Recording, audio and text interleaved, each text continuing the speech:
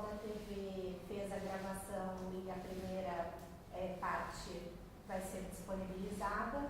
Essa segunda parte, a maioria acabou optando por assistir depois também acesso remoto. Enfim, então hoje, para aqueles que pediram, né, estamos então retornando para dar continuidade. Há 15 dias nós discutimos então os órgãos federais de apoio à pesquisa científica e inovação, e hoje nós voltamos para discutir então, para apresentar os órgãos estaduais e privados, né? Então, nesse momento que nós estamos passando uma temática de extrema importância que a gente se discuta, não que possa haver uma aceitação dos cortes, né, ou do não investimento ou não reconhecimento da importância da educação e da ciência para o Brasil como um todo. Então, os órgãos do governo têm que continuar fomentando, mas eu acho que o ponto positivo é que toda essa crise do setor vai fazer com que nós nos aproximemos realmente do setor privado, né? Então, é uma tendência que já ocorre, em outros países essa já é uma realidade muito sedimentada, principalmente América do Norte e Europa. Ásia, isso aconteceu mais recentemente, mas também já hoje de uma forma bastante consolidada, e o Brasil ainda engatinha nessa interface. Então, a temática de hoje é extremamente importante para a universidade, para nós pesquisadores e para a nossa região como um todo. Então, que nós tenhamos de novo momentos de discussão bastante produtivos. Obrigada pela presença. Bom dia a todos. Algumas pessoas, acho que boa parte de quem está aqui hoje não estava presente no primeiro encontro, né? Talvez alguns, como o professor Álvaro, não soubessem que era uma continuação.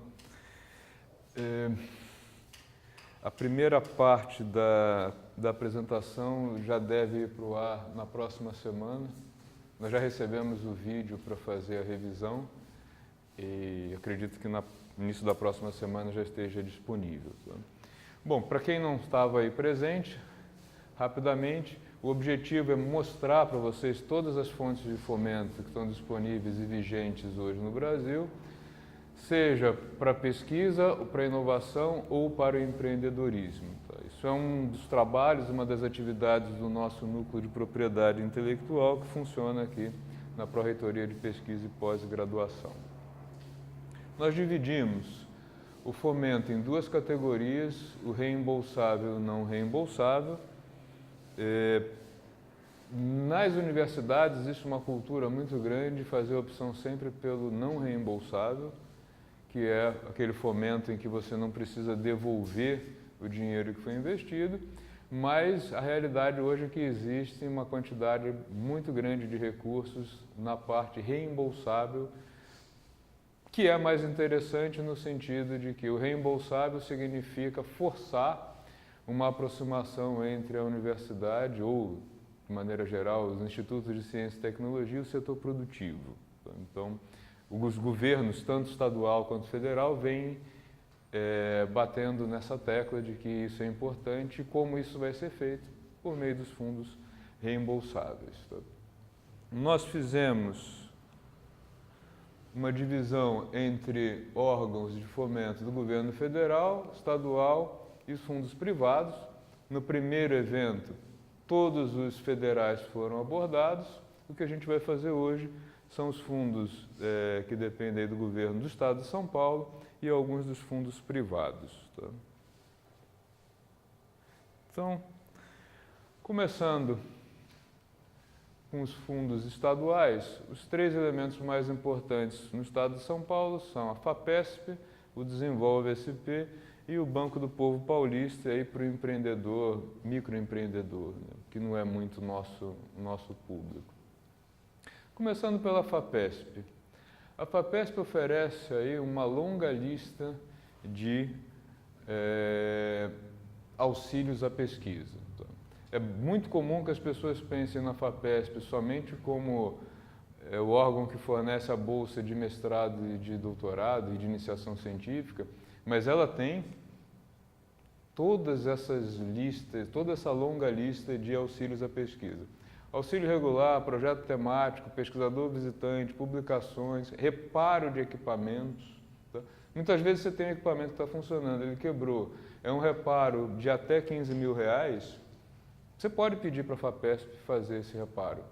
Né? E de todos os que eu vi até hoje, não existe muito problema em conseguir esse recurso, não. Eles concedem com alguma facilidade. Tá? Participação em reunião científica, jovens pesquisadores, centro de pesquisa, inovação e difusão, equipamento multiusuário. Esse equipamento multiusuário, ele é uma coisa que a gente deve ficar atento, especialmente para quem precisa de equipamentos relativamente caros. Porque a FAPESP hoje entende o seguinte, o equipamento é da FAPESP para o Estado de São Paulo. Então, vou dar um exemplo prático. Foi comprado um microscópio eletrônico de varredura, que está aqui no Vale do Paraíba. Se alguma instituição quiser um e pedir, não vai conseguir. Vai receber da FAPESP a resposta de que ele está localizado na instituição tal do Vale do Paraíba. Inclusive, existe migração desse tipo de equipamento. Ano passado, esse microscópio migrou do campus da USP de Lorena para o campus da FATEC, de Pindamonhangaba. Por quê? Porque uma instituição não tinha mais espaço para ele, passou para outra e funciona como? A instituição se compromete com a FAPESP a deixar suas portas abertas para qualquer outro pesquisador do Estado que queira usar. Então, por isso, um equipamento desse tipo não vai ser mais comprado pela FAPESP dentro de uma região. Mas, se você precisa de um equipamento que não tem na região, você pode pedir, sabendo que a instituição vai ter que se comprometer a deixar que pesquisadores de outras instituições usem. Tá? Então, esse que é o projeto de equipamentos multiusuários. Para nós da universidade, o auxílio à pesquisa regular ele é bem importante. É um projeto que tem um teto de 200 mil para o pesquisador, na pesquisa. Ele abre as portas para vários outros, como, por exemplo, aqui, participação em reunião científica. Se você tem um fomento regular desse da FAPESP para ir a uma reunião científica, você pode solicitar recursos. Se você não tiver o fomento regular, hoje é muito difícil que isso seja concedido.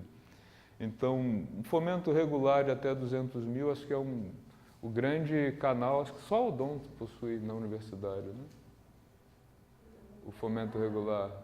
É uma pena que os outros não tenham entrado ainda, porque ele abre as portas para várias outras possibilidades dentro do sistema da FAPESP. E até, Paulo, complementando, algumas carências que às vezes os professores colocam como apoio para frequentar uma reunião científica, dentro do próprio auxílio regular, a gente já tem uma verba anual de R$ 8.000, que você pode juntar para utilizar os R$ 16.000 no ano subsequente. Isso já está dentro do auxílio regular, independente do valor do auxílio, destinado para a apresentação dos resultados. E aí você pode complementar, né? Eu vou para a Europa e é um evento mais caro, aí eu posso fazer exclusivamente esse pedido para reunião científica, ou se eu frequentei no ano 1 e aquele resíduo não vai ser suficiente, eu posso fazer de forma isolada ou complementar. Então, utilizar todo esse elenco da FAPESP, né, ele amplia muito as possibilidades e sana algumas situações queixosas, né, por parte de docentes e pesquisadores. Seguindo com as linhas da FAPESP, tem programa de apoio à propriedade intelectual, programa de ensino público. Eu mandei ontem para alguns colegas os links para os editais. Qualquer instituição que tenha um projeto que vise a melhoria do ensino público no Brasil, no estado de São Paulo, perdão, pode solicitar apoio a isso. Então, um exemplo que eu coloquei ontem para uma colega aqui do programa da educação, da linguística até. Como é que isso aqui pode funcionar? Nós não temos cota de bolsa de mestrado da FAPESP. Não, não temos. Mas se ela tiver um projeto de educação dentro dessa linha aqui, ela pode solicitar um bolsista de mestrado para trabalhar com ela. E aí esse bolsista vai ter um fomento para fazer o mestrado aqui, não vinculado a uma cota da Unital, mas vinculado a esse projeto. Então também tem uma série de possibilidades que isso aqui abre. FAP Livros também, para publicação de livros. Eu vou me alongar um pouco mais no PIP e no PIT. Existe um programa de apoio para pesquisa em políticas públicas também. Esse pode envolver mais de uma instituição. Eu participei de um projeto desse daqui que envolvia várias instituições do estado de São Paulo e ele era capitaneado pela Unicamp. Um projeto bem interessante, bem grandão, que foi financiado pela FAPESP. Reserva técnica para as redes e para a infraestrutura institucional também existe, desde que a instituição tenha alguns projetos de apoio regular.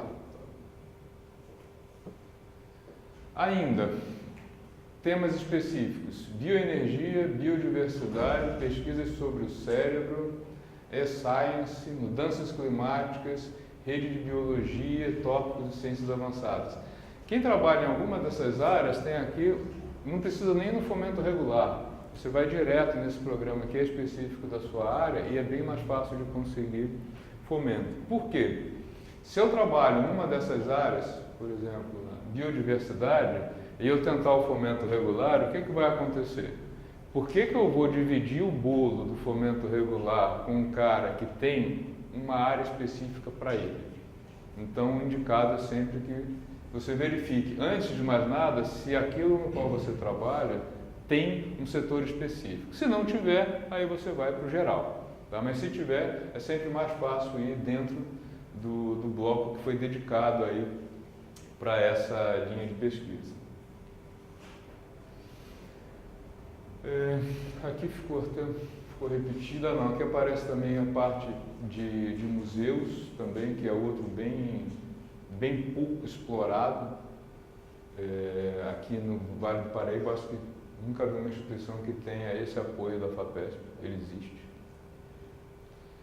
Os programas com empresas também. A FAPESP tem uma longa lista de projetos com empresas. Os consórcios setoriais, o PIP e o PIT, que eu vou me alongar mais neles, e alguns que envolvem aí desenvolvimento de tecnologia disruptiva, específico também. Aqui mais um programa de pesquisa para o SUS. Se você tem alguma coisa na área de saúde que envolva o SUS, a FAPESP tem uma área específica para isso, que pode ser inclusive gestão. Então, não é só pesquisa na área da saúde em si. Se você tem um projeto para melhorar a gestão do sistema público de saúde, eles têm verba específica para isso. Vamos falar um pouco do PIP e do PIT. O que é o PIP? O PIP é um programa que foi criado pela FAPESP para incentivar jovens pesquisadores que estão aí começando a carreira a criar não um nicho de pesquisa, mas a criar uma empresa em cima daquilo que ele está trabalhando. Então a ideia é dividir em fases a criação de uma empresa a partir de quê? A partir de uma ideia que tem um problema científico. Por que eu estou focando nisso? É um problema que a FAPESP tem, da origem dela. Ela foi criada para aplicar 0,5% da receita tributária do Estado em desenvolvimento científico e tecnológico. Como a cadeia de criar uma empresa a partir de uma solução ou de uma novidade no campo científico envolve algo que começa aqui e passa para cá, mas vai além disso, o programa do PIP é feito em parceria da FAPESP com a FINEP. Por quê? Enquanto o problema é científico ou tecnológico, a FAPESP pode colocar dinheiro. Quando passa a ser pegar a tecnologia e transformá-la em alguma coisa vendável no mercado, a FAPESP não pode mais. Ela é proibida pelo estatuto dela. E aí entra a parceria com a FINEP. Tá? Mas é o mesmo programa, é o mesmo PIP. Tá? Então, qual é o objetivo do PIP? É apoiar que a pesquisa científica e tecnológica chegue a aumentar a competitividade das empresas, né? Ou a fomentar a criação de pequenas empresas. Como que eles fazem isso? O PIP tem fase 1, 2 e 3.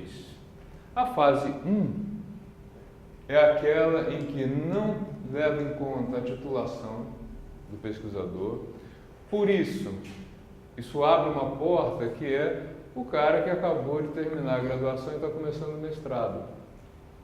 Se um aluno está começando o mestrado e ele tem um problema que ele visualize que a resolução dele pode gerar uma tecnologia que pode ser colocada no mercado, ele pode entrar no PIP. O que o PIP requer? Ele requer que o dono do projeto vá se dedicar a ele.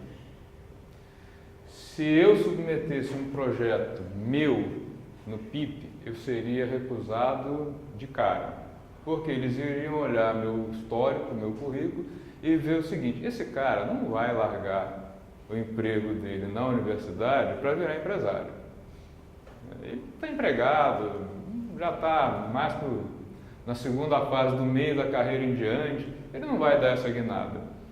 Por isso eles olham sempre quem está submetendo e quem é o dono do projeto. Se for um estudante que está começando o mestrado, é o perfil que eles querem. O pesquisador, nós não podemos fazer parte disso? Claro, devemos. Esse projeto envolve várias pessoas, inclusive a orientação dentro da universidade. Então, o apoio aqui é dado predominantemente a um cara que convença a FAPESP que ele quer criar essa empresa e que ele vai viver disso. Esse é o ponto forte dele, né? O projeto pode ser desenvolvido na universidade também. A universidade pode ter aí um espaço para isso. Se for uma empresa que já exista, ela não pode ter mais que 250 funcionários. Ou seja, se esse projeto for submetido por alguém que está chegando na universidade, que já possui uma empresa, o tamanho da empresa é um limitador. A empresa tem que existir nessa fase do PIP? Não. Ele se compromete, se for contemplado, a abrir a empresa depois, tá? Na fase 1 do PIP. Vantagens para a universidade.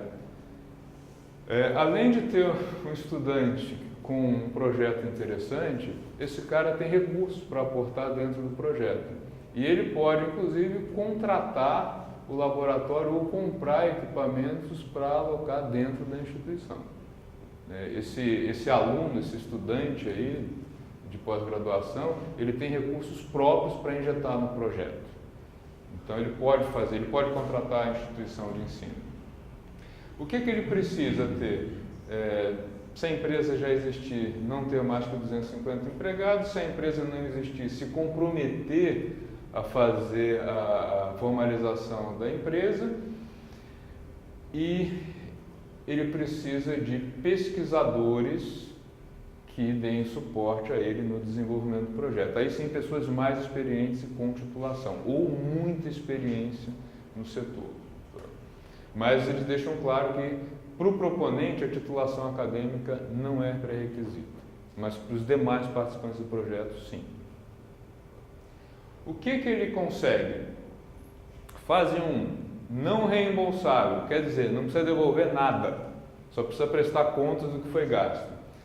Ele consegue de 200 mil até 1 milhão por projeto. Então, ele precisa mostrar para conseguir esse projeto que tem, o trabalho dele tem um potencial de retorno comercial, que pode ser aumento de competitividade ou criação de um novo produto ou serviço, e que ele está dentro aí de um processo de inovação, tá? Que vai trazer algum tipo de inovação para o mercado. Então a fase 1, 200 mil, que inclui inclusive bolsas, né? Ele pode ter bolsistas de iniciação científica, por exemplo, ou alguns profissionais pagos dentro do projeto, tá? e isso pode durar até 9 meses. Ele pode contratar consultoria, ele pode contratar laboratórios para fazer alguns testes, para fazer análises, né? Tem alguns laboratórios no Brasil que estão abertos aí, esperando recursos desse tipo já. Né? Empresas que criaram laboratórios que vivem de quê? Desses caras que conseguem bolsa PIP, que vão para dentro do laboratório dele usar a infraestrutura. Então é um mercado, um nicho bem interessante. Ele pode investir em infraestrutura do local até 15% do valor obtido. Se ele chegar a 1 milhão, a gente está falando aí de 150 mil para investir em infraestrutura sem ter que reembolsar isso. Bom, fase 2 do PIP. Aqui ele já vai ter até 24 meses. Tá? Ele não precisa ter passado pela fase 1 do PIP. É um erro, muita gente pensa, eu só posso concorrer ao PIP 2 se eu tiver feito PIP 1. Não é a condição. Teoricamente, pelo menos a FAPESP deixa isso bem visível, não existe nem uma facilidade no PIP 2 para quem passou pelo 1. Eles dizem que eles olham os projetos do PIP 2, candidatos à fase 2, sem avaliar se teve a fase 1 ou não bancada pela instituição. Aqui nesse caso, aproxima-se mais de 1 milhão, são projetos um pouco mais caros, tá? Com duração de até 2 anos, só que nessa fase a empresa já tem que existir e ele precisa apresentar um plano de negócios. Por quê? Já não é mais problema científico, ele tem que estar na fase do desenvolvimento tecnológico. O problema científico tem que ter sido resolvido numa fase anterior ou no PIP 1. E a fase 3? A fase 3 é aquela em que a FAPESP não pode mais colocar dinheiro. E aí entra a FINEP. Por quê? É o momento em que o produto já existe, o desenvolvimento tecnológico já foi feito e a questão passa a ser como colocá-lo no mercado, como dar escala de produção àquilo. E aí a FAPESP entra como uma avalista, mas o fundo, o dinheiro vem da FINEP. A FINEP entra aqui como órgão financiador e ele tem aí toda uma série de recursos para financiar esses itens aqui. Material permanente, material de consumo, serviços de terceiros, bolsa de pesquisa, se você quiser contratar pessoas como bolsistas, pode também, e incluindo aí as bolsas de treinamento técnico até o nível 5 da FAPESP. Alguma pergunta? A gente tinha combinado da outra vez que se alguém tivesse dúvida poderia interromper. Nenhuma? Isso também é reembolsável? Sim. A FINEP também tem fundos não reembolsáveis.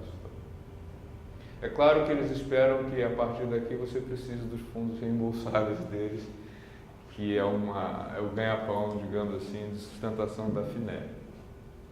O PIT. O PIT é um programa que já envolve empresa. Tá? Se uma empresa quer desenvolver um novo produto ou serviço ou melhorar uma tecnologia, ela pode entrar num projeto PIT desde que ela envolva quem? Pesquisadores. Tá? O PIP é voltado para quem tem uma ideia que pode virar uma empresa. E a FAPESP financia isso. O PIT é para uma empresa que quer melhorar a sua competitividade, mas não gostaria de aportar recursos nisso sozinha. Então o PIT entra como o quê? A FAPESP forçando a empresa a buscar a instituição de ciência e tecnologia. Como? Barateando o custo de capital. Esse recurso ele entra na empresa voltado especificamente para um projeto que envolva pesquisadores. Quais são os requisitos? Primeiro que é um processo bem mais longo, 60 meses de duração. O pesquisador responsável, no caso está na instituição de pesquisa, ele tem que ter título de doutor equivalente, ele tem que ter experiência na gestão de projetos de pesquisa, não é só na área de pesquisa, mas na gestão do projeto, porque envolve recursos. claro, capacidade de tratar os temas científicos e tecnológicos e ter um vínculo empregatício com uma instituição do Estado de São Paulo.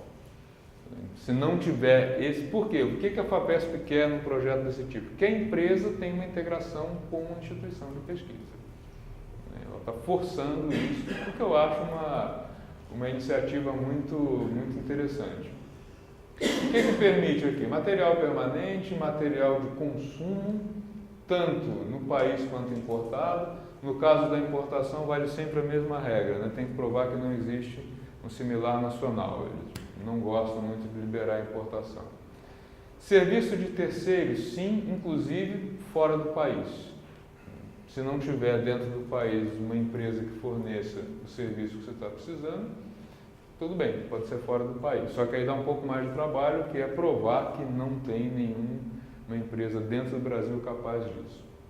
Envolve despesas com transportes, diárias, participação em eventos científicos e pagamento de bolsas de treinamento. Tudo isso dentro do PIT. Então, a ideia qual é? Que esse bolsista ele trabalhe tanto dentro da instituição de pesquisa quanto dentro da empresa. Isso é um processo bem viável. As fases 1 do PIT funciona como? São projetos aí que envolvem os pesquisadores do Estado e que já tenham aí finalizado ou quase finalizado a fase exploratória. O que a FAPESP coloca de recurso aí? Até 20% do projeto. 80% do projeto tem que ser da empresa. A empresa tem que mostrar, né, que ela tem condições de arcar com os 80% restantes, tá?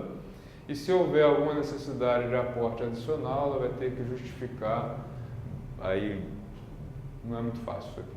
Isso aqui eu acho que consta quase que como um adendo que ninguém conseguiu usar, ou quase ninguém, porque justificar passado o valor prévio não é muito fácil. Quando o projeto da empresa envolve o que a FAPESP classifica como inovação incremental, aí a régua sobe, a FAPESP bota até 50% do projeto. A gente está falando aqui de 50% do projeto de uma empresa feito com dinheiro da Fundação de Amparo à Pesquisa. Então, a empresa que tem aí um projeto desse tipo, ela pode usar só metade dos recursos que ela precisa para o projeto e ficar com o produto, né? Se o risco for baixo e o potencial de ganho para o Estado for grande por ser uma inovação maior, de maior visibilidade inclusive, aí a FAPESP banca até 70% do projeto. Ela vai subindo. Então, no PIT, quanto maior for a capacidade e o potencial inovativo, mais a FAPESP injeta dinheiro. Pode falar. Então, o que é inovação incremental? Sou leigo na área de tecnologia, então, qual seria um exemplo desse tipo de inovação? A inovação para a FAPESP é aquilo que ela usa a mesma definição da FINEP, não é só produto. Ela pode ser produto, processo, marketing. E o incremental, você não está criando nada novo, nada disruptivo. Você pegou alguma coisa que já existe e está melhorando. Então, por exemplo, já existe um equipamento, sei lá, que faz exame de imagem. Você está propondo uma melhoria dessa tecnologia. Isso é uma inovação incremental. Pode ser na área de gestão também. Hoje em dia eles aportam bastante capital. Eu vi hoje no jornal um prêmio internacional que foi finalizado ontem e que o primeiro lugar foi dado não para ninguém que propôs produto novo, nem serviço, mas para alguém que propôs uma gestão nova capaz de melhorar o serviço de uma indústria. Então tem recurso para isso também. Hoje tem tido bastante procura na questão de tornar, ele falou, deu o exemplo de um exame, né? Tornar alguns exames ou materiais ou produtos, processos ecologicamente melhores, né? Então isso tem acontecido bastante. Então, não necessariamente o fato de ser incremental não é uma mudança positiva muito significativa. Pode ser um detalhe ou tornar viável. A Siemens, vou te dar um exemplo, a Siemens fez um trabalho no passado, quando começaram os equipamentos de ressonância, de gestão, e ela doou, enfim, para os compradores dela esse processo de gestão. Por quê? Se você pegasse um equipamento de ressonância e colocasse ele para funcionar nos moldes que as clínicas tinham antes, ele era inviável. E aí a Siemens começou a mostrar como é que você pode gerenciar isso. Ele pode funcionar 24 horas por dia, sim. O equipamento de ressonância não precisa de pausa para repouso, não almoça, não toma café e não tira final de semana. Então isso foi uma primeira base que eles mostraram como gerenciar um equipamento de ressonância para que ele se torne viável. O que eles conseguiram com isso? Eles passaram a vender muito mais equipamentos de ressonância do que antes, porque ele se tornou economicamente viável para as empresas. Esse é um tipo de projeto de inovação incremental na área de gestão. Então aqui os 70% se for o que eles consideram alto poder germinativo. Bom, com isso eu finalizo aí a parte da FAPESP e vou falar um pouco sobre o Desenvolve SP. O Desenvolve SP, eu acho que muita gente na universidade nem sabe que existe. O Desenvolve SP é muito parecido com o BNDES, só que ele é do estado de São Paulo. Ele só funciona dentro do estado de São Paulo. Ele tem aí o tal Fundo de Inovação Paulista, isso existe desde 2009, que foi criado esse Fundo de Inovação. Ele envolve a FAPESP, a FINEP, o SEBRAE e o Banco de Desenvolvimento da América Latina. Qual é o foco dele? Qual é o foco do Desenvolve SP? É financiar empresas incubadas ou não incubadas, mas a preferência pelas já incubadas, e também as próprias incubadoras. E eles usam tanto recursos próprios quanto recursos que vêm aí da FINEP e da própria FAPESP também. Eles entram como assim, um grande avalista de projetos. Quais são os limites que o Desenvolve SP tem? Por exemplo, no FUNSET, eles trabalham com esses limites aqui. Até 30 mil, com 30% de desconto sobre o capital de giro. Até 10 mil, se for com incentivo à inovação. Aqui incentiva a tecnologia, aqui incentiva a inovação. Tá? A contrapartida que a empresa tem que oferecer, no caso da tecnologia, é no mínimo 10% dos itens financiáveis, nos dois casos. E os juros? Para o reembolso, 0,68% ao mês. No caso do incentivo à inovação, só o IPCA, tá? Só a correção de inflação. O Desenvolve SP trabalha só com fundos reembolsáveis. Tá? A gente falou na oficina anterior que nós vamos propor essa temática mais à frente, mas eu acho que nesse momento seria interessante colocar o que é uma empresa incubada. Não sei se todos estão acostumados com essa terminologia. As empresas mais jovens que têm problemas tecnológicos ou científicos, elas podem optar por não ter uma sede própria. Elas podem ficar dentro de uma incubadora. Por exemplo, aqui em São José dos Campos, dentro do Parque Tecnológico, existem as empresas que estão incubadas. São empresas em fase inicial, que elas têm como espaço dentro do parque um valor um pouco mais baixo do que ela conseguiria fora. Eu não sei hoje quanto está o aluguel, talvez o Álvaro. Mas é bem mais baixo do que ela pagaria por esse espaço fora do Parque Tecnológico, e lá dentro ela tem uma série de serviços. Por exemplo, o pessoal do Desenvolve SP tem um escritório lá dentro. Não sei se eles ainda mantêm escritório fixo ou se eles vão lá periodicamente, mas de qualquer maneira tem o apoio do Desenvolve SP. Eles têm várias palestras e vários programas de apoio à empresa. Para quê? Para que a empresa ganhe forças e se torne uma empresa e saia de dentro dessa incubadora. Parece que a Univap também tem, né? A Univap, a Unifesp tem alguma coisa lá dentro também. Tem várias empresas. O IPT... A Univap tem o próprio parque tecnológico dela. Sim, tem uma incubadora também. O IPT está dentro do Parque Tecnológico.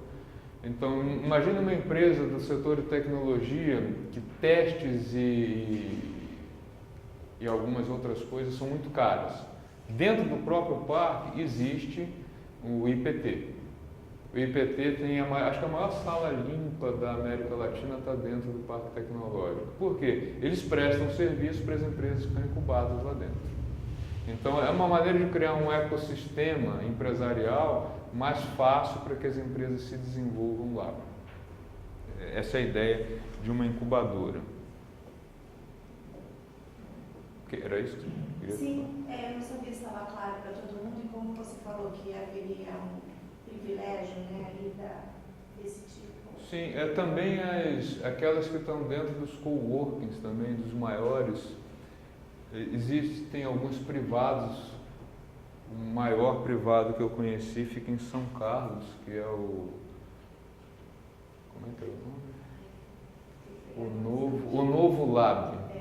O Novo Lab é uma área de mais de 20 mil metros quadrados em São Carlos, que eles têm espaço desde o cara que está no PIP 1, que ele aluga uma mesa, onde ele pode deixar um computador, até a empresa que aluga um galpão inteiro para produzir lá dentro. Então, eles favorecem a interação entre esses elementos. Essa que é a ideia de um parque ou de um campus privado. Também em São Paulo tem alguns, são mais verticais. Tem umas 2 unidades da WeWork e um do Bradesco, que eu esqueci o nome. Inova Brad. A gente fala do Bradesco, né? Tem um nome lá específico, que é a mesma ideia, colocar várias empresas juntas. Por exemplo, as empresas de setor de educação que eu conheci recentemente, elas estão dentro desses campi como da WeWork. O cara não tem ainda musculatura como empresa para pagar aluguel, bancar uma sede própria, ele aluga um espaço lá dentro e ele interage dentro desse universo. É bem interessante, quando a gente começa a visitar esse tipo de instituição, você descobre coisas muito, muito legais. Tem os caras da área de comunicação que criaram uma empresa dentro da WeWork e que eles fazem o quê? Marketing e produção de mídia para as outras empresas que estão lá dentro. Então, o público-alvo deles é o público interno dentro das empresas incubadas. Por quê? É muito mais caro contratar uma agência de propaganda fora do que o cara que está lá dentro e conhece as necessidades deles. Bom, seguindo com o Desenvolve SP, o que eles oferecem para as empresas que são classificadas como micro e pequenas empresas, micro e médias empresas inovadoras? Eles oferecem juros mais baixos desde que seja um projeto de investimento. Se for capital de giro do projeto de investimento, também. Tá? São juros bem menores do que a empresa conseguiria no mercado. E o motivo é o Estado de São Paulo entende que essa empresa vai ser boa para o desenvolvimento do Estado. Então, eles subsidiam esse tipo de projeto. O que pode ser financiado com o Desenvolve SP? De novo, máquinas, equipamentos, consultorias, laudos técnicos, certificações, análise de laboratório, reformas, qualquer item que seja considerado essencial para o desenvolvimento do projeto. Material permanente, insumos, tá? Vai até capital de giro, desde que você prove que esse capital de giro é associado ao projeto de inovação e que ele não ultrapasse 30% do total do projeto.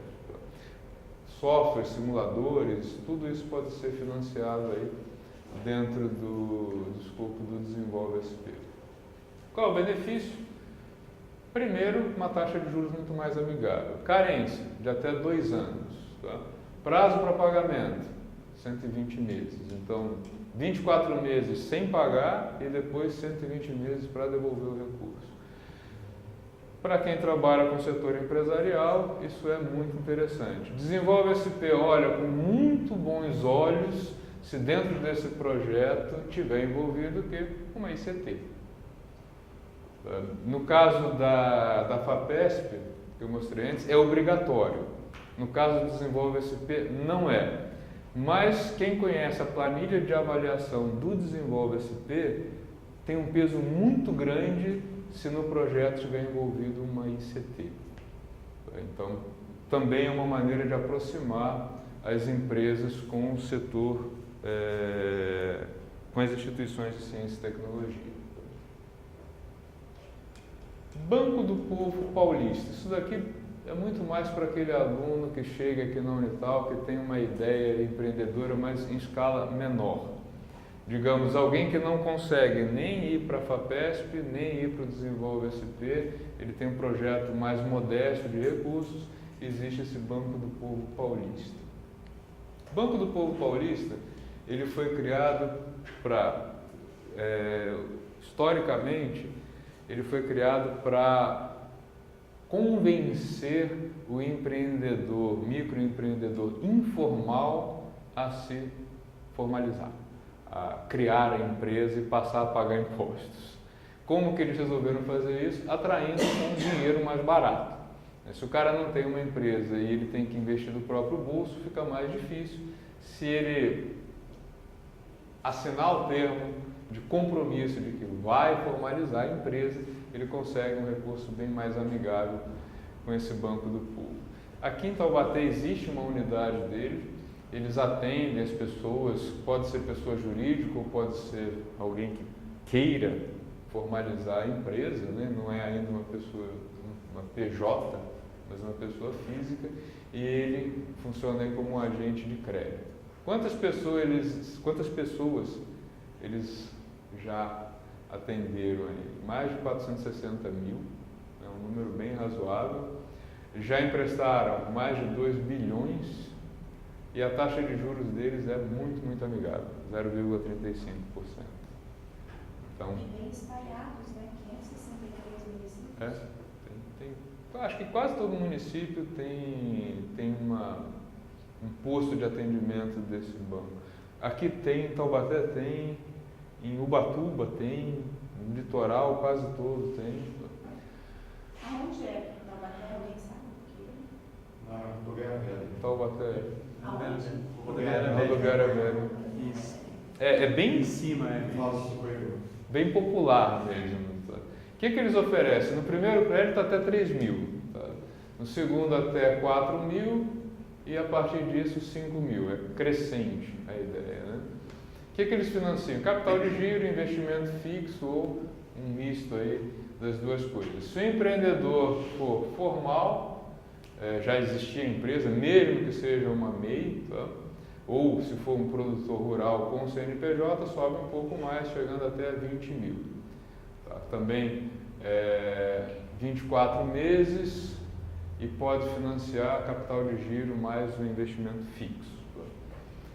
Para nós da universidade, se chegar algum aluno com uma ideia empreendedora, isso pode ser usado, sim, mas com recursos muito mais baixos. Mas também muito mais fácil de conseguir. A gente tinha programado intervalo? Não. Eu acho que a gente podia fazer agora antes de entrar nos fundos privados, né?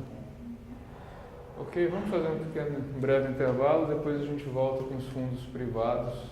Só lembrando, para quem não estava presente na segunda oficina, né, que nós falamos que o NUP ele vai prestar assessoria, porque não dá para abrir todos os editais disponíveis, todas as possibilidades, por exemplo, da FAPESP. Né? Quer dizer, até daria, mas vocês iriam embora progressivamente. Né?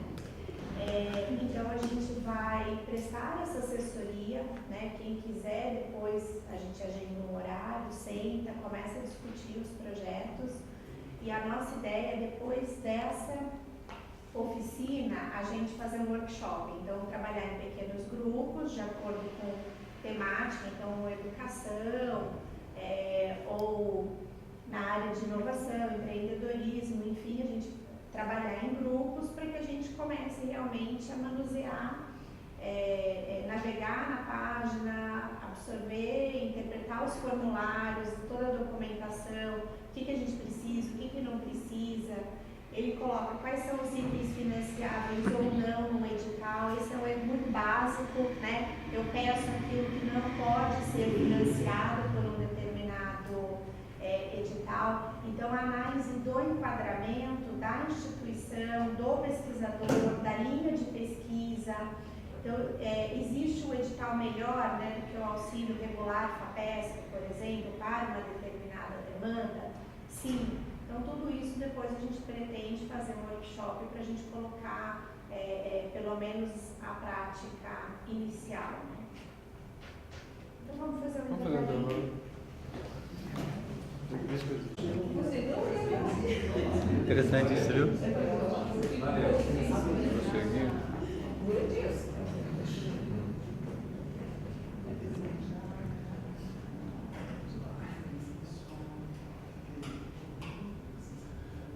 Bom, pessoal, retomando, vamos agora para os fundos privados.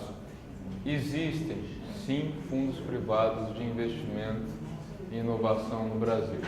Eles são mais modestos do que o padrão americano, por exemplo, que é muito maior, mas sim, eles existem. Eu vou passar.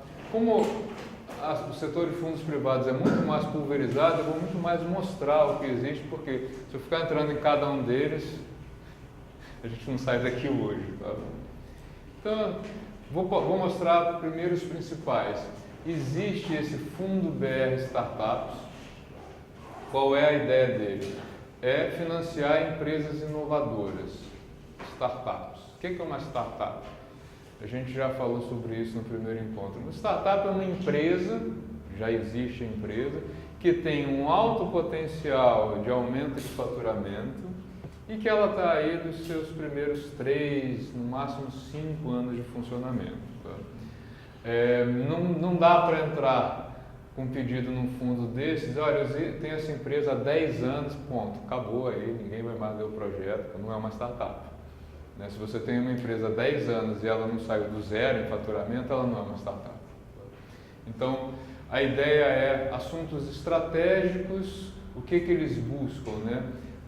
Projetos que sejam voltados para gestão com resultados mensuráveis, melhoria de eficiência operacional e que bata aí na tecla da responsabilidade social, ambiental e governança. Então esse é o típico projeto que pode ser financiado por esse fundo privado. Vantagens e desvantagens. O fundo privado, obviamente, tem muito mais flexibilidade, né, porque ele não está lidando com dinheiro público. Por outro lado, eles têm uma cobrança muito forte também em resultados, porque o cara que está injetando dinheiro nisso daqui, ele quer ver resultado e resultado financeiro. Então, público-alvo do que a gente conhece, que eles já adentraram nesse BR Startups. Nuvem, sistema em nuvem, inteligência artificial, agronegócios, produtos financeiros, tá? Essa sigla Agritech, Fintech, são startups do setor de agronegócio, do setor financeiro, do setor de seguros, de educação, varejo, produção industrial, mobilidade urbana, o Brasil precisa muito disso, cidades inteligentes, internet das coisas, saúde, segurança pública, energias renováveis, telecomunicações, tecnologia da informação e comunicação e até turismo. Tá? Tudo isso aqui já foi contemplado dentro desse BR Startups, ou seja... Professor, mas quando o senhor fala que é flexível o fundo privado, porém aí na cobrança, não deveria ser equivalente, porque o fato de ser um dinheiro público, aí que deveria ser cobrado com mais ênfase, porque o dinheiro é público. Não, o dinheiro, o fundo público, ele é cobrado, sim, mas ele tem dois parâmetros. Um é o quanto que essa empresa está tendo de retorno financeiro e o quanto que ela vai dar de retorno para o Estado, que pode ser não necessariamente lucro financeiro. No caso do fundo privado, como o interesse do investidor é que essa empresa cresça, ganhe mercado e tenha muito valor, ele vai bater muito mais forte na tecla do retorno financeiro. Por exemplo, no setor de saúde, se você conseguiu recurso público para isso, e mesmo que a empresa do ponto de vista financeiro tenha um crescimento modesto, mas ela forneça uma ferramenta de gestão, por exemplo, que resolva boa parte dos problemas do SUS, isso é muito bem visto por um fundo estatal, porque está cumprindo o papel do fundo estatal. Aqui não. Ah, resolveu o problema de um monte de gente. Não quero saber disso. Eu quero que essa empresa fique grande, de preferência abra o capital na bolsa de valores para eu investir. Por quê? O cara que investe nesse fundo, ele coloca dinheiro na empresa, mas ele quer vender a empresa, pegar o recurso de volta e investir em outra. Essa que é a lógica. Agora, o nível de cobrança é muito forte. O que é mais flexível são os critérios de entrada. Por quê? Ele está aportando dinheiro do fundo, que não é do governo. Então, ele não tem que seguir a regras muito... Por exemplo, se você está dentro de um fundo FINEP, que lá no regulamento diz: não serão aceitas empresas do setor de tecnologia da informação. Ponto. Ele não vai aceitar uma empresa desse setor. Acabou. Ah, não, mas o meu projeto é de saúde. Tá bom, mas o seu CNPJ está dito que você é uma empresa do setor de TI. E eu não vou dar um aval positivo para isso.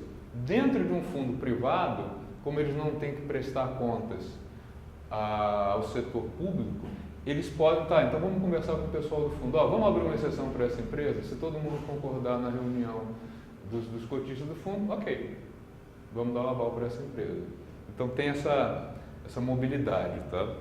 Porém, o foco é a empresa tem que virar uma empresa de alto valor. Esse que é o objetivo deles. Tá? Os pré-requisitos para fazer parte de um fundo desse tipo. Tem que ser uma empresa já previamente formada, uma SA ou uma limitada. Ela tem que faturar até 3 milhões por ano, né, que caracteriza aí uma startup. Pelo menos 2 dos sócios fundadores têm dedicação integral à empresa. Se forem todos ótimos, mas pelo menos 2. Um deles, pelo menos, tem que ser fluente em inglês. Ele tem que atuar dentro dos princípios de sustentabilidade ambiental, impacto social e boa governança e aceitar auditoria independente dentro da empresa. Tá? Sem isso daqui, não tem conversa com esse fundo. Os benefícios, de 400 mil a 3 milhões para uma participação minoritária. Isso aqui quer dizer o seguinte: eles vão se tornar os seus sócios. Eles não estão dando dinheiro de graça, eles estão comprando uma parte da sua empresa. Isso às vezes é bastante difícil nas startups, que é o cara que criou, que idealizou a empresa, aceitar que ele não é mais o dono totalmente. Ele tem um sócio e tem um sócio que vai cobrar uma gestão mais profissional da empresa. O investimento é realizado por meio de aportes, ele exige aí uma série de critérios de etapas, etc., que são obrigatórias dentro do fundo, que é a tal profissionalização da gestão. Então, esse é um fundo privado. Criatec, fundo de capital semestre. Esse é para micro e pequena empresa inovadora em estágio inicial, faturamento 16 milhões. Faturamento sempre anual, tá? Um pouco mais alto. O que eles podem investir? Eles fazem captação com outras instituições, tá? Eles verificam quais as empresas que podem entrar aí nesse fundo. Na verdade, esse fundo, o que eles fazem? Eles selecionam empresas e vão atrás de dinheiro com outras empresas para financiar um projeto inovador, desde que seja inovador. Tá? Então, eles têm aqui dentro desse semestre o Criatec 3, esse amarelo ficou terrível, Criatec 1 e o Primatec. Criatec 3, empresas, micro e pequenas empresas inovadoras. Criatec 2, aí eles conseguem dinheiro do BNDES, do Banco do Nordeste, do Banco de Desenvolvimento de Minas Gerais, do Brasília e do Badesul. Para São Paulo, nesse caso, seria só parte do BNDES. Primatec, investimento em empresas incubadas aqui, ó. A empresa necessariamente tem que estar dentro de uma incubadora. Por que eles fazem isso? Porque para a empresa estar incubada, ela passou por um processo seletivo. Né? Quando um parque tecnológico que tem uma incubadora associada, eles abrem o edital, as ideias são apresentadas, os projetos de empresas são apresentados e eles selecionam aqueles que vão ser incubados. Então, estar aqui dentro significa que pelo menos você já convenceu um grupo que é o grupo da gestor da incubadora, de que seu projeto é bom. Sabe? No máximo de 2 anos de existência e que atue no setor ou de TI, das TICs, ou energia, sustentabilidade e economia criativa. Um desses 4, é o que o Primatec cobra. Inova Comgás, também aqui é específico de qual empresa? Da Comgás, tá? Setor petróleo e gás. Qual é a ideia deles? É incentivar startups que na verdade resolvam problemas da empresa. Tá? Então eles abrem aí os editais para que eles possam ter empresas parceiras que resolvam problemas que a Comgás tem. O que eles oferecem? Dinheiro para essas startups serem desenvolvidas. Tá? Investimento para startup, 0. Né? Todo investimento é da Comgás, não tem aí nenhuma exigência financeira. Os benefícios, até eles já chegaram a 1,7 milhões de pessoas, o fundo como um todo tem 11 milhões de reais e eles oferecem, além do dinheiro, mentorias e parceria com a Comgás, claro. Né? Eles estão querendo fomentar empresas parceiras do sistema deles. Tá? Do mesmo jeito, a EDP oferece também um fundo. Tá? Como é que eles fazem isso? Eles oferecem um bootcamp, 3 meses de mentoria gratuita, incubação paga por eles. Né? Nesse caso, se a empresa conseguir espaço para entrar numa dessas redes de coworking, como a WeWorking, o que eles oferecem? Eles pagam aluguel. Né? Durante um período aí de, normalmente, 1 ano, podendo chegar a 2. Tá? O que eles querem? Eles querem startups na área de energia. Tá? Um exemplo de uma startup, não foi da EDP, mas foi da CPFL, foram os caras que criaram um sistema que para a CPFL foi maravilhoso. Eles começaram a vender, queriam começar a vender os projetos de painéis solares residenciais. Teve uma startup que propôs o seguinte, que eles criaram um sistema que fazia a tomada de dados para avaliação da viabilidade do projeto residencial usando um drone. Olha que maravilha. Como é que a CPFL pensava antes? Se eu vou dizer se para uma casa é viável ou não instalar o sistema solar. Tinha que ir uma equipe para lá com escada, fazer medida, etc, um custo enorme. Os caras conseguiram colocar tudo isso dentro de um software com dados coletados por um drone. Então, como é que a CPFL hoje faz a análise de viabilidade do projeto? Eles mandam um cara que chega com uma mochilinha, tira um drone, ele controla esse drone, tira fotos, etc, faz todas as medidas que ele precisa. Isso vai para um software e depois ele responde para a pessoa que fez a consulta, é ou não é viável instalar na sua casa um sistema desses. Quanto que eles ganharam com isso? Muito dinheiro, tá? Porque o custo dessa avaliação era muito alto, reduziu, então o projeto deles de produção doméstica de energia elétrica ficou mais barato. A EDP, que é a empresa aqui do nosso setor, eles estão ainda engatinhando nisso, mas vão chegar também. O que eles oferecem? Não existe nenhuma contrapartida por parte da startup. O que eles oferecem? Mentoria, bate-papo com especialistas de mercado ou técnicos, tá? Um espaço de trabalho, de novo, numa coworking, espaço também para entrar numa competição com até 370 mil reais para o vencedor de capital semente e acesso aí a algumas redes também de startups. Também uma viagem com tudo pago para a vencedora, conhecer aí o sistema do Vale do Silício, ver como é que outras empresas do setor operam. Mais um fundo, Seed for Science, a ideia aqui é negócios de base tecnológica. O fundo tem 50 milhões para investir, né, usa todos esses parceiros aí para conseguir recursos. E qual é a ideia? Se você convencer que a sua empresa tem alto potencial de crescimento, o fundo se torna sócio da empresa investida. Você passa a ter um sócio profissional que vai injetar recursos. Então, o público-alvo são empresas nascentes, tecnologia intensiva, gostam muito de agronegócio, saúde, bem-estar e indústria. Investimento deles de até 1 milhão por empresa e aporte de até 2,5 milhões subsequentes. Ou seja, o primeiro milhão, se der certo, eles continuam injetando dinheiro.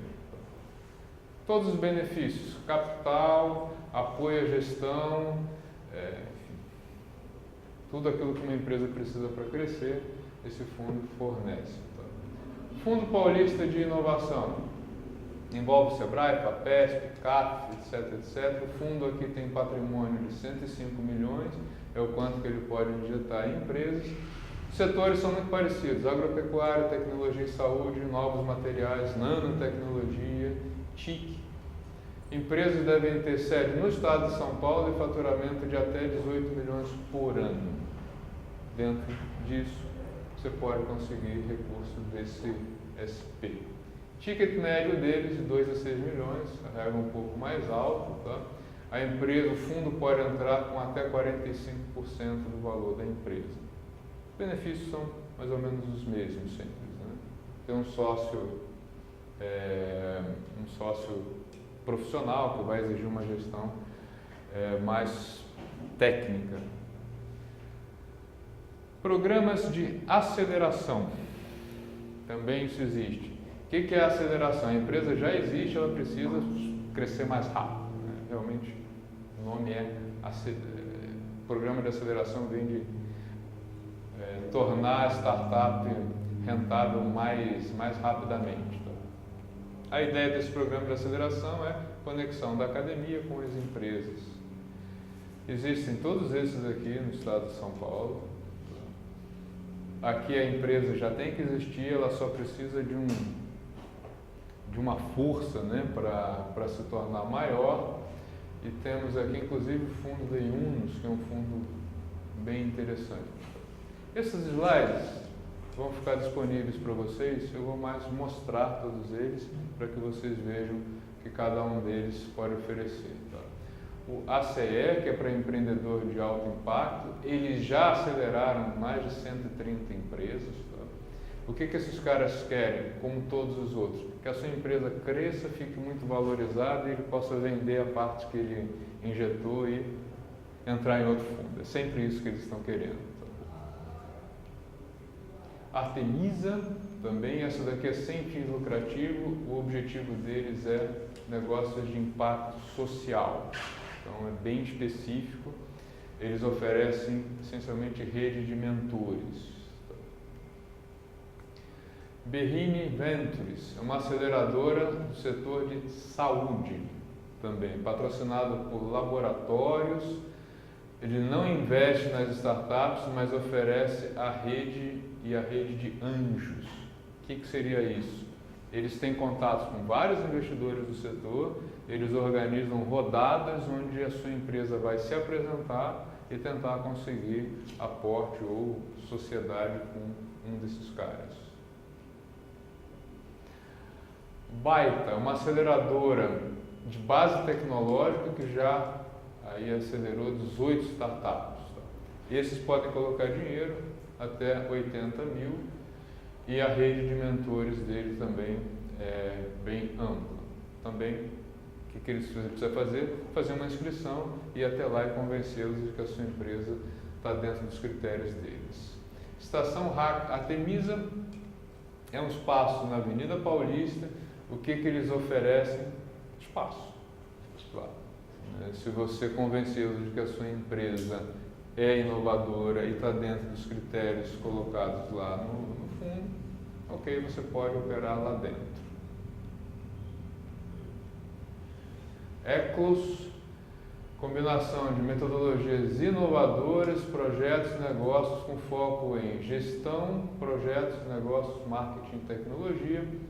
O foco deles muito forte é nas ONGs, tá? Profissionalização das ONGs, conseguem recursos aí, BNDES, ArcelorMittal, Volkswagen, Boticário, Instituto Claro, etc. Funciona nesse caso por edital, você tem que entrar lá e ver que editais estão abertos no Ecos. Inova Bra, Inovabra é um coworking que foi criado em São Paulo, ele é do grupo Bradesco, tá? E o que ele oferece? Espaço e uma rede interna para que a sua empresa fique lá dentro por algum tempo. Tá? É um WeWork do Bradesco. Startup Farm é um programa de aceleração para empresas do setor, aí, um setor bastante estratégico. O que eles oferecem? Até 1,2 milhões de recursos por meio de parceiros. Amazon, Microsoft, Google, IBM, etc. etc. A Amazon, fora do Brasil, eles já investiram recursos em startups assim, em valores muito altos. Tem uma startup que está funcionando em parceria com a Amazon, que eles têm um projeto que parece coisa de quando a gente via desenho dos Jacksons. É bem legal. Você compra um produto numa loja, no caso na Amazon, esse produto ele entra numa embalagem especial, que tem um formato assim, né? Que encaixa num drone e o drone leva o produto até a sua casa. Então é entrega em até 2 horas. Eles estão testando isso em cidades menores, o problema deles é o espaço aéreo. Eles estão vendo se funciona, porque quando você leva isso para a cidade grande, você começa a ter o problema dos prédios. Então, qual é a ideia? Que você compra um produto e que em até 2 horas ele chegue na sua casa. Assim que você saia de lá. O Google tem um projeto desse também. Os dois estão tentando disputar esse mercado. Quem desenvolveu? Uma startup. Por quê? Para eles é muito mais interessante assim, eu tenho essa demanda. Quem oferece uma solução?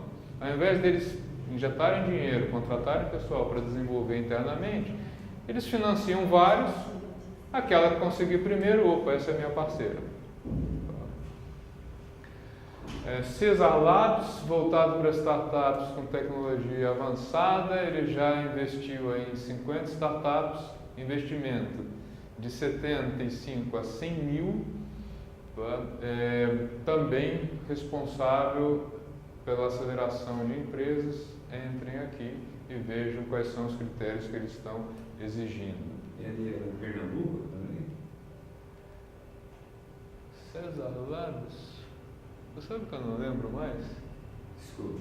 É porque tem um cara famoso lá que criou Pode ser. um grande centro de desenvolvimento de tecnologia, talvez o maior do Brasil. Pode ser. Pode ser. Esses caras eles têm passado a fazer isso, né? Ele cria um centro, injeta dinheiro em ideias e fomenta aí a criação de empresas. Chama César. Pode ser. Pode ser. Liga Ventures é uma aceleradora também que trabalha por programas temáticos, então a ideia aqui é entrar no site deles, fazer o registro para ver o que eles estão aceitando. Tá? Eles já fizeram, os parceiros deles, Porto Seguro, ES Brasil, Embraer, Mercedes-Benz, etc, etc, uma série de grandes empresas, eles conseguem recursos com essas empresas para oferecer aí uma rede de apoio. Sim Dreams, também aceleradora, economia criativa, agronegócio e inovação industrial. É o público-alvo deles, aporte de até 50 mil.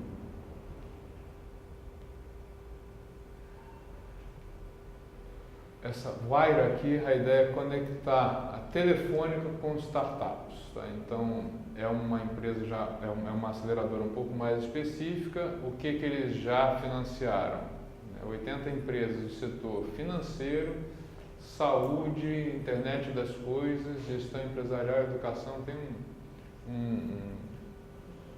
uma atuação bastante ampla. O investimento deles até 200 mil em dinheiro por 12 meses, desde que tenha uma contrapartida aí de 7% para a aceleradora.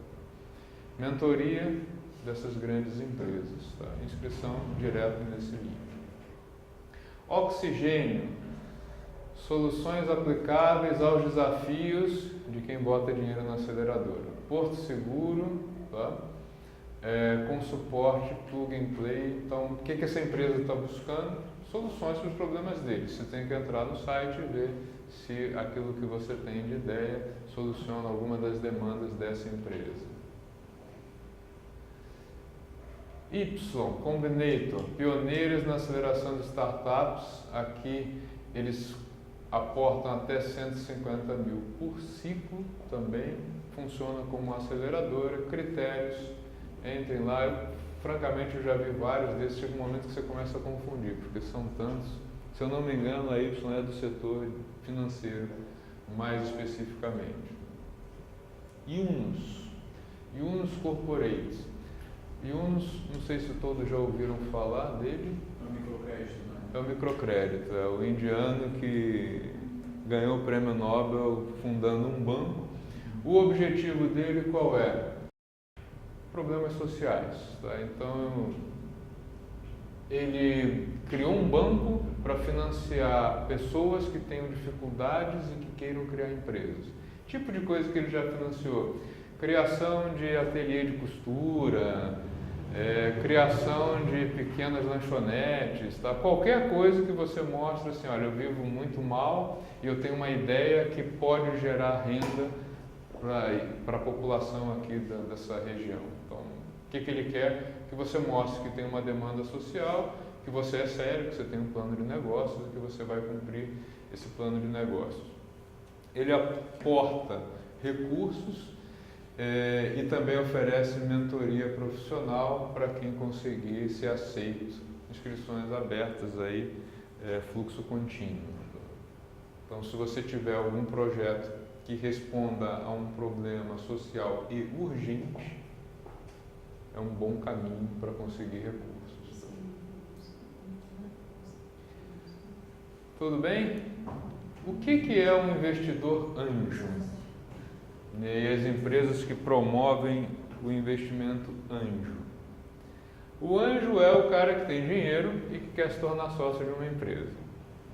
E a empresa que faz isso, ele promove rodadas para que você apresente os seus projetos para esse grupo de pessoas que tem dinheiro para aportar. Aí não é mais um fundo, é alguém. Tá? Os anjos funcionam assim: o cara pega, por exemplo, 100 mil reais. Eu estabeleço que eu vou investir 100 mil reais e eu vou pulverizar isso em no mínimo 5 empresas. E ele vai para uma rodada dessa e fica assistindo apresentações de empresas. Ele escolhe aquelas que são mais interessantes e se torna sócio dela ou faz empréstimo. Aí, quem faz o procedimento, ele muito mais cria o ambiente e gerencia a rodada de apresentações. Tá? A mais famosa é a Organização Anjos do Brasil. Eles têm cadastrados 7 mil investidores anjos, aportes de 50 a 600 mil. Pré-requisitos: a ideia é ser boa, né? E ser um bom negócio. Muitas vezes a ideia é boa, mas o negócio é péssimo, então eles pedem as duas coisas. Tá? Quem vai propor vai ser avaliado primeiro se conhece o negócio e também se conhece o setor de atuação. Né? As startups, elas têm que ter transparência, têm que ter um plano de negócios bem escrito e que convença. Esses caras, quando fazem avaliação, eles são muito profissionais. Tá? Então, infelizmente, muita gente, ao invés de criar o plano de negócio, paga alguém para criar o plano de negócio. Aí o cara vai para uma rodada dessa de apresentação, no primeiro pergunta ele desmonta, porque como ele não criou o plano de negócio, ele não sabe do que se trata. Então, é besteira fazer isso. Tá? O Canvas, por exemplo, que é um rascunho inicial de plano de negócios, tem gente aqui no Vale cobrando 4 mil reais para criar um Canvas. E aí eu pergunto para vocês, se o cara quer criar um negócio e ele não é capaz sequer de criar o canvas do negócio dele, ele tem que pagar para alguém fazer isso, ele não resiste ao primeiro respiro numa rodada desse tipo. Tá? Recomendações ao lidar com o investidor anjo. Tá? O investidor anjo nunca cobra qualquer valor do empreendedor. Ou seja, se a rodada de negócios tem ingresso cobrado, é furado. Né? Não é um investidor anjo. Tá? Nunca existe nenhuma antecipação. Tá? É uma atividade privada, a negociação é entre as partes. Se o cara vai virar seu sócio, se ele vai te emprestar o recurso, é uma negociação entre as partes, tá? Pode envolver troca de participação societária, sim, e aí muito cuidado com como essa troca é feita. Especialmente quando envolve alguma possibilidade de registro de propriedade intelectual, veja o contrato. Porque o contrato pode estar dizendo o seguinte: o direito de licenciamento da patente é meu. Ponto. Você assinou isso? Você conseguiu a patente? Parabéns. Você pode colocar no seu currículo, fazer propaganda. Eu fui o cara que registrou a patente de tal coisa, mas você não vai tirar um centavo disso. É porque você assinou um contrato com alguém que disse que eu vou te financiar, mas a patente é minha. Então é um processo de negociação um pouco mais difícil. Tá?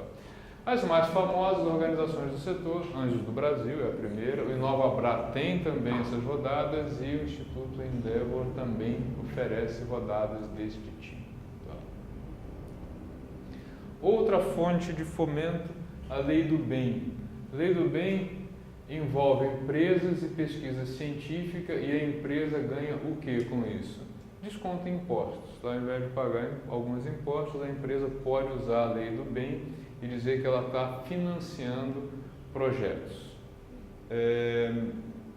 A Lei do Bem, junto com o marco regulador da inovação no Brasil, possibilita a redução do imposto de renda, da contribuição social, da contribuição sobre o lucro e do IPI das empresas envolvidas. Então, o empresário que investe, né, em inovação, ele está visando isso aqui. Aí é uma questão de você estudar a Lei do Bem e o marco de inovação para ver se a sua ideia pode atender a essa legislação.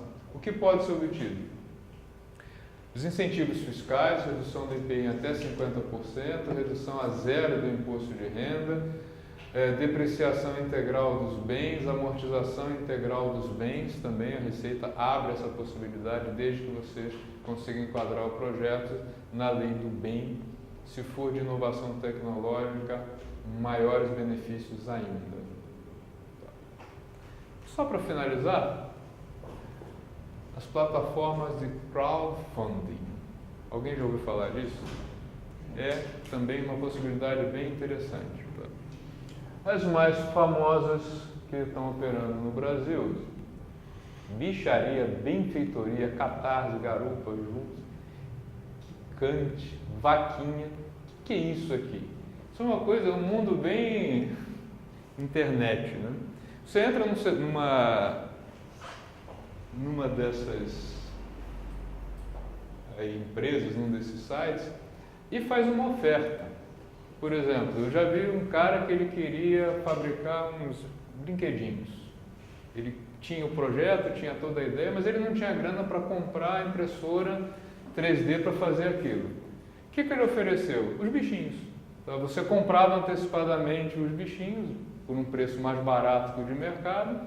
Ele captou o recurso suficiente para comprar a impressora. A primeira leva de produtos que ele fez, ele enviou para os caras que tinham colocado o dinheiro aí e ficou com a impressora. Então tem muito microempresário que pode começar usando um desses sites. Tá? Você pode entrar lá tanto para propor um negócio e requerer dinheiro, como pode entrar lá para colocar dinheiro. Eu quero ser sócio de uma empresa, ou eu quero comprar um produto previamente que esse cara está dizendo que vai colocar no mercado. Regulação disso aqui? Nenhuma, né? Zero. Aqui você está entrando num mundo em que não tem regulação do Estado, vale o acordo que está lá. Tem um exemplo bom aqui na Lutal. Uma aluna que recebeu uma bolsa para ir para Portugal fazer o intercâmbio. Ela começou a vender biscoitos e agora ela está com uma fábrica de biscoitos. Começou com crowdfunding. Então, pessoal, você tem uma questão aí. Desculpa. E ela começou depois, ela fez uma vaquinha, mas ela começou a vender os biscoitos. Tem uma questão aí que, embora não tenha uma legislação específica, não é porque é contrato entre privados que não pode judicializar. Ah, não. Acordamos. Então Sim. tem esse risco, né? Ou seja, não é porque se fez um acordo, se fez um combinado escrito ou não, que está valendo. Sim. Se alguém discordar depois. Se não tiver de acordo com as leis do país, do estado, sim, isso Tomar sim. cuidado com isso. Os próprios sites, eles tomam muito cuidado. Você não pode propor nada que vai infringir uma lei ou que vai causar dano a alguém. Não é assim, terra de ninguém. Mas ele não tem, por exemplo, o que você teria dentro de uma rodada de anjos, por exemplo. Lá tem toda uma série de critérios que você tem que atender. Aqui é internet. Vai desde o cara que... Tem uns bem interessantes. Teve um cara que ele propôs o seguinte: olha, eu vou fazer um curso no exterior e me propõe atender a comunidade. Alguém paga o meu curso? Ele conseguiu. Estranho. Quando eu vi aquilo, eu achei que ele não ia conseguir, não. O cara simplesmente disse o seguinte: olha, se vocês racharem o meu curso no exterior, eu prometo que eu vou atender X pessoas de graça quando eu voltar. Conseguiu. Se ele vai atender ou não, não sei. Eu espero que alguém fique de olho nisso, mas pode ser que sim. Tem de tudo aí nesses. O mais famoso deles, que é o Vaquinha, no Brasil, aqui eu coloquei em ordem alfabética, tem. E a ideia é exatamente o seguinte: vamos ratear alguma coisa e eu prometo dar um retorno para vocês ou para a sociedade. É possível também. É um fundo. Bom, gente, depois aí de 2 encontros, né, eu queria só finalizar dizendo o seguinte: foi um conjunto aí de atividades que a gente fez nesses 2 dias bastante amplo, né? A gente optou por fazer isso porque tem dentro da universidade uma amplitude muito grande de diversidade, né, de projetos. Então a gente procurou mostrar o seguinte: existe recurso disponível no mercado para todos. Pensem no seguinte: o sujeito que está dentro da FINEP ou dentro da FAPESP, que muitas vezes nós, as universidades, vemos o cara como um grande desafio, né, e é um grande desafio, mas pensem no seguinte: ele é um gestor de um fundo que existe porque projetos estão sendo financiados. Então, vamos romper um pouco com essa ideia de que o cara joga contra mim. Na verdade, ele quer mais é que você consiga o fomento. O que ele não pode fazer é aprovar um projeto que não esteja de acordo com o regulamento que foi estabelecido. Por quê? Se eu sou o gestor de um fundo desses e eu não consigo emprestar dinheiro para ninguém, eu perdi meu emprego. Ele quer que você consiga.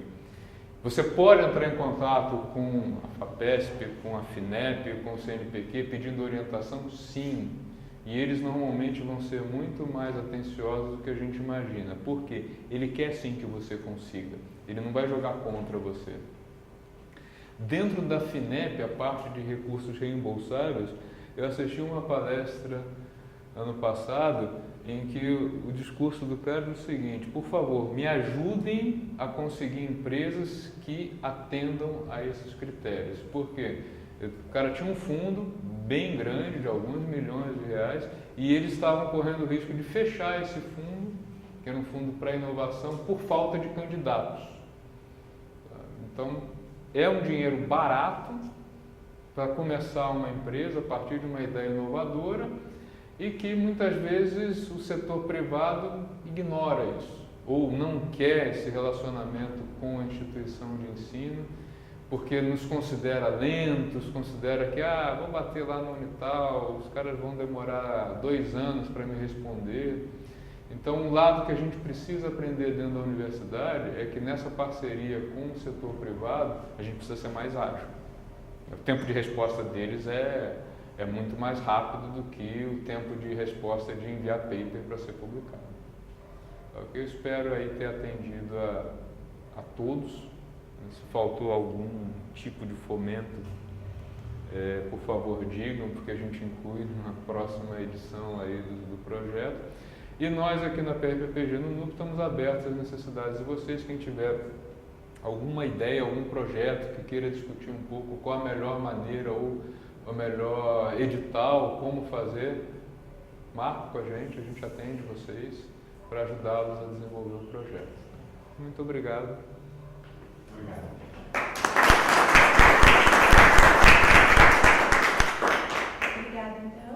todos a presença. Obrigado, Paulo, já tinha feito, né, esse comentário, ele até agradeceu a outros colegas, porque compilar essa quantidade de informações, né, é um trabalho bastante árduo, bastante insano, né, digamos assim, porque você tem que visitar várias agências, várias plataformas, descobrir quais são os editais disponíveis. E é, na verdade, uma apresentação que ela é muito viva, né? Porque os editais, eles estão disponíveis hoje, eles são retirados amanhã, são abertos novos, então a gente precisa criar realmente uma rotina, né? E hoje as ferramentas digitais nos ajudam, né, através aí de vários alertas, enfim. Quando sai alguma nova informação numa temática ou numa agência, ou dentro de uma ação que me interessa, porque se a gente não tiver a rotina realmente de visitar as agências de fomento, as informações acabam se perdendo, né? E hoje, com essa entrada maior da iniciativa privada, a gente tem que fugir do tradicional, né? Porque a gente acostuma, nós do estado de São Paulo, quando vamos para outras regiões do Brasil, o discurso é sempre assim: vocês não precisam de mais nada, vocês têm a FAPESP, né? Essa é a frase mais convencional que a gente escuta em outros estados. No entanto, a competitividade pelos recursos dentro da FAPESP, ela é incomparável a outros estados também, né? E aí nós temos editais, às vezes, específicos para a região norte e nordeste, em que os recursos voltam para a agência de fomento porque eles não conseguem ser distribuídos, porque os pesquisadores ou não submeteram ou não atenderam ao edital, e aí sobra recurso, né? Enquanto aqui no estado de São Paulo a gente se engalfinhou por uma parcela menor. Então a gente precisa realmente fazer disso uma rotina diária. Acredito que essa é uma apresentação inicialmente teórica, e a gente tem agora uma barreira realmente a vencer, que é fazer com que nós, né, professores, de uma forma mais ampla na instituição, comecemos a preencher os formulários, a submeter propostas, né?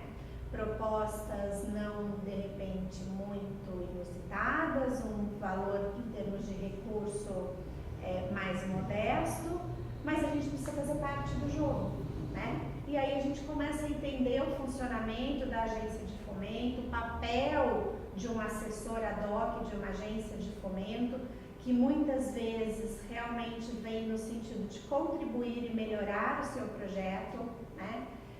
Uma das primeiras coisas que o Paulo abordou na fala dele de hoje, que foi citar o exemplo de um equipamento compartilhado.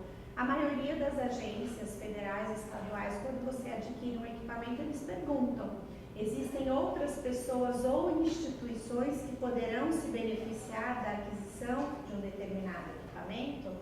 Então, quer dizer, eu vou fazer um projeto aqui, mas se eu tenho um colega que trabalha com algo parecido, ou se eu não tenho esse colega, mas eu posso visitar instituições, fazer contatos, vamos pedir juntos, é de interesse, né, que uma outra instituição.